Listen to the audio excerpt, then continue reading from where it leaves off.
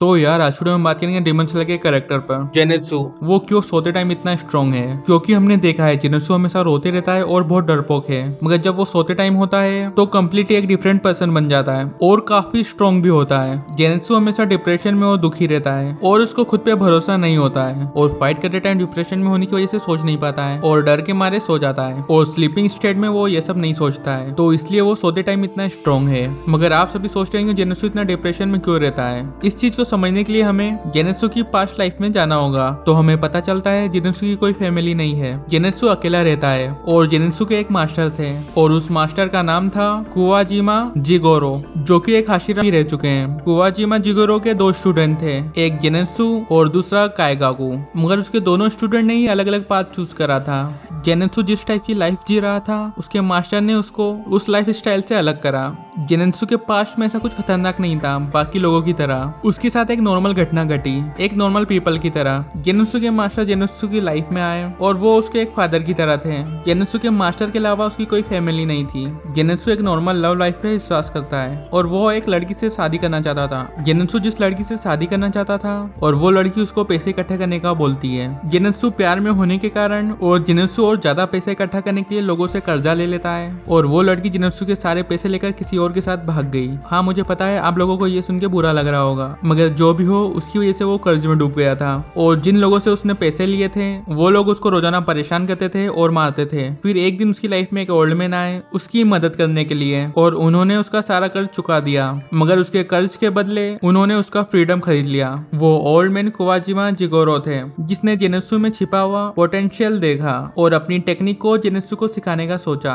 और उसको अपना स्टूडेंट बना लिया और वही आगे जाके जेनेत्सु के मास्टर भी बन गए। जेनेत्सु कुवाजिमा जिगोरो का स्टूडेंट बन गया और कुछ टाइम बाद उसको पता चलता है उसके मास्टर का एक पहले से स्टूडेंट है काएगाकू, और वो ऐसा वैसा स्टूडेंट नहीं है, वो एक टॉप क्लास स्टूडेंट है और बहुत स्किल वाला। उसने उसकी मास्टर की थंडर स्टाइल टेक्निक की 6 फॉर्म में से 5 को सीख लिया था और उसने कुछ टेक्निक को तो मास्टर भी कर लिया था। जिगोरो चाहते थे कि जेनेत्सु भी काएगाकू की तरह सक्सेसफुल बने। काएगाकू को जेनेत्सु के बारे में पता चलता है तो वो बहुत गुस्सा हो जाता है क्योंकि जेनेत्सु की स्किल लेवल बहुत लो है और जेनेत्सु सिर्फ एक ही फॉर्म को यूज कर सकता है थंडर स्टाइल टेक्निक की, और उसके कंपेयर में काएगाकू थंडर स्टाइल टेक्निक की 5 फॉर्म को यूज कर सकता है। जेनेत्सु के मास्टर जेनेत्सु को हार नहीं मानने देते हैं, वो जेनेत्सु को समझाते हैं फर्स्ट फॉर्म ही फाउंडेशन है बाकी अदर फॉर्म्स की, तो अगर जेनेत्सु फर्स्ट फॉर्म यूज कर सकता है परफेक्टली तो भी ठीक है। और वो जेनेत्सु को एक स्पीच देते हैं, मैं उससे नहीं डरता जिसको 10,000 टेक्निक आती हो, मैं उससे डरता हूँ जिसने 10,000 बार एक टेक्निक को प्रैक्टिस करा हो। जैसा आप सभी को पता है ये वर्ड्स ब्रूस ली के हैं, मगर जो भी हो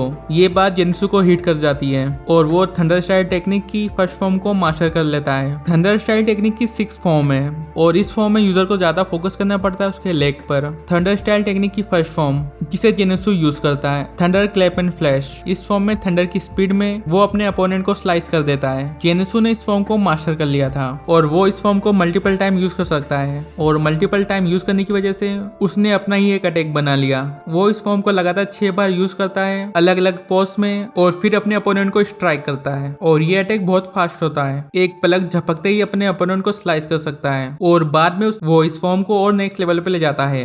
वो इस फॉर्म को 8 बार कंटिन्यूअसली एक साथ यूज कर सकता है। थंडर स्टाइल की सेकेंड फॉर्म लाइटनिंग बॉल, इस फॉर्म में ये अपने अपोनेंट को 5 डिफरेंट एंगल से अटैक करते हैं जिससे उसके अपोनेंट का बचना बहुत मुश्किल हो जाता है। थंडर स्टाइल टेक्निक की third form thunder short, user इस फॉर्म में एयर में जंप करके एक लाइटनिंग वेव बनाता है और उससे अपने अपोनेंट को अच्छा खासा डैमेज देता है। और इसकी फोर्थ फॉर्म डिस्टेंस थंडर, ये एक लॉन्ग रेंज अटैक होता है। इस फॉर्म में यूजर लाइटनिंग को अपने आसपास इकट्ठा करता है और अपनी ब्लेड से कनेक्ट कर अपने अपोनेंट पे फेंक देता है। अगर उसका अपोनेंट इस अटैक से हिट हो जाता है तो उसको बहुत ज्यादा डैमेज होता है और वो मर भी सकता है। थंडर स्टाइल टेक्निक की फिफ्थ फॉर्म हीट लाइटनिंग, इस टेक्निक को यूजर जहां भी यूज करता है वो उस चीज को जला देती है। थंडर स्टाइल टेक्निक की 6 फॉर्म रंबल एंड फ्लैश, ये फॉर्म बहुत ज्यादा ही खतरनाक है। इस टेक्निक में यूजर अपने अपोनेंट पर एक बारिश की तरह लाइटनिंग की स्ट्राइक करता है, इसकी वजह से उसके अपोनेंट को बहुत ज्यादा सीरियस डैमेज होता है और वो अपने अपोनेंट की बॉडी को क्रैक करने लगता है और इसकी वजह से उसकी बॉडी की स्किन के चिथड़े चिथड़े उड़ने लगते हैं अगर वो इसके कांटेक्ट में आ गया तो।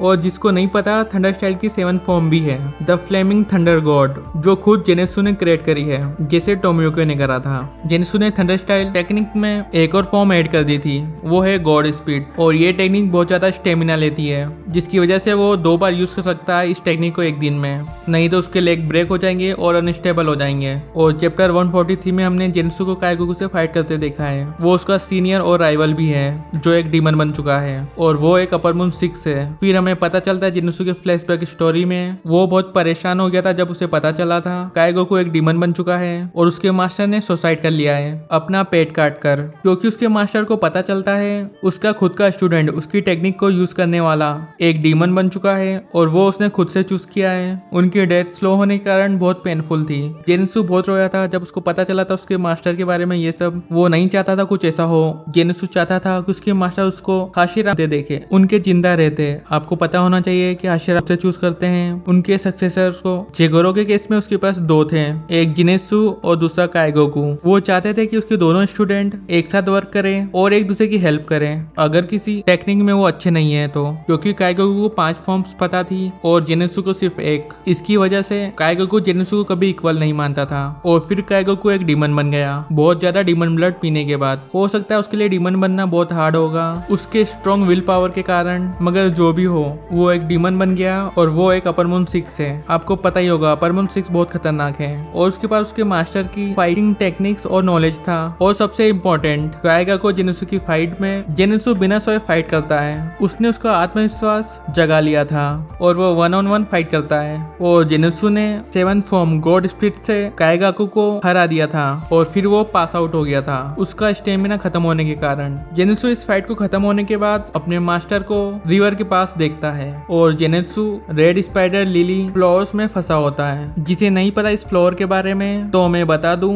ये फ्लावर्स आफ्टर लाइफ से रिलेटेड है जापान में। इसको कॉमनली देखा जाता है ग्रेवयार्ड के पास और रिवर के किनारे, जिसे लोग लगा देते हैं। रेड स्पाइडर लिली फ्लावर्स को फ्लावर्स ऑफ डेथ भी कहा जाता है, क्योंकि ये प्रोटेक्ट करते हैं डेथ लोगों को जानवर और चूहों से। ये फ्लावर्स जेनेत्सु को उसके मास्टर के पास जाने से रोक रहे थे, या कह लो आफ्टर लाइफ में जाने से। और उसी टाइम उसके मास्टर जेनेत्सु को देखते हैं और बहुत खुश होते हैं कि वो उसका स्टूडेंट है और उसका प्राइड भी है। तो आप सभी को समझ में आ गया होगा जेनेत्सु सोते टाइम इतना स्ट्रॉन्ग क्यों होता है। तो यार इस वीडियो को यहीं पर खत्म करते हैं। अगर वीडियो पसंद आता है तो वीडियो को लाइक करें और चैनल को सब्सक्राइब करें। अगर आप चाहते हो मैं किसी और पर्टिकुलर टॉपिक पे वीडियो बनाऊं तो आप कमेंट करके बता सकते हैं। फिर मिलेंगे नेक्स्ट वीडियो पे, तब तक के लिए बाय बाय।